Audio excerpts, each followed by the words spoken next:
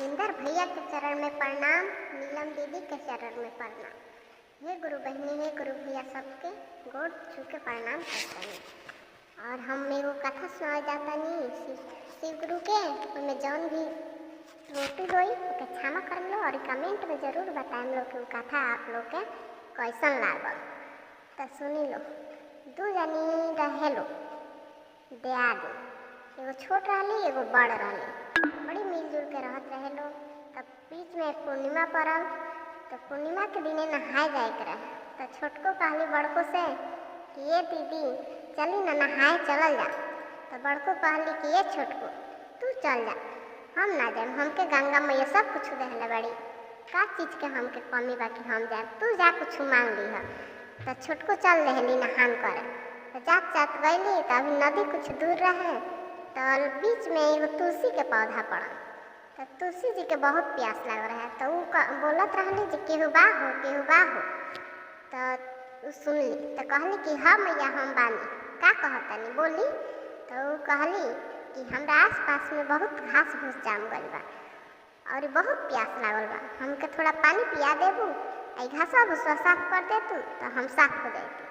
तो कहली हाँ काहे ना, हम कर दे, लाई अबे हम कर देतनी। तो घास भूस सब हाथी नोच ओच के साफ कर रहली और पानी लिया के तुलसी जी में डाल दी। तो तुलसी जी कहली कि जे जा जहाँ जा सर तहाँ जौन चीज मांगू तौन चीज तहार मनोकामना पूरा हो जाए। वजह से चल रही जात जात गईली, तो रास्ता में एगो गौ माँ भेटैली। तो गौ माँ कहली केहू बा हो, केहू बा हो। तो कहली कि जे हाँ माँ बोली हम बानी, का कहतनी।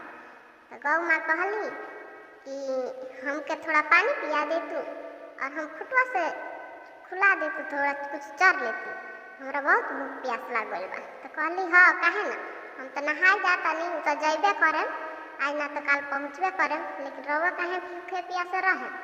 तो वहाँ के पानी पिया देली, खुटा से खोल देली, घास भूस खा लेली और कहली जा जहाँ जैबू तहाँ महादेव जी तक सब कुछ दे दे। तो कहली कि ठीक बा मैया हम जाता नहीं। तो वजह से चल गईली, जात जात गईली, तो रास्ता में गईली तो एगो झुलझुल बूढ़ भेटैलन। वो झुलझुल बूढ़ रहलन, तो वो कहलन के बाहू के बाहू। तो कहली कि जे का बाबा हम बानी बोली, तो हमके तनी उठा दो, घरवा से निकाल दो, हमके बहुत घूमे का मन करता। तो उठा देली और घर से निकाल देली और कहली कि घूम ली बाबा रहुओ, काहे हम रहुआ के छोड़ दी, हम रहुओ के मनोकामना पूरा कर देता नहीं। तो कहलन कि बहुत खुश रहिए बाबू, जा भोलेनाथ तक सब कुछ पूरा कर जौन मांगू। तब गईली, जात जात गईली तो गंगा जी में नहैली, नहा के आ जब निकली तो गंगा जी कहनी कि का मांगता रू बाबू, मांगो कुछ जौन तारा मन करे तो उनका भोर पड़ गई। वो सोचे लगली कि हम का मांगी। कहली कि रुकी हम अबे आओ तनी पूछ के केहू से कि हम का मांगी।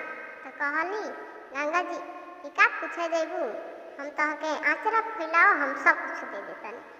तो आचरा फैलौली तो उनका के वहाँ धान सोना चांदी सब मिल गई। तो लेके अली घरे, अली तो वो अपना पति से देखौली और कहली कि सुन तनी रास्ता में इतना इतना लोग भेटाइल, हम सबके मनोकामना पूरा कर चलनी है, जौन जे कहला तौन कैनी है और नहैनी है, गंगा जी हमरा हइये दे देनी है। तो चली ना हमनी के कुछ घर द्वार बनवा लिहल जा और कुछ जेवर जेवरात खरीद के पहन लिहल जा, इतना दिन तो दुखे रहला, अब सुख में कुछ कैल जा। तो कहलन कि चला खरीद देतनी। तो सब कुछ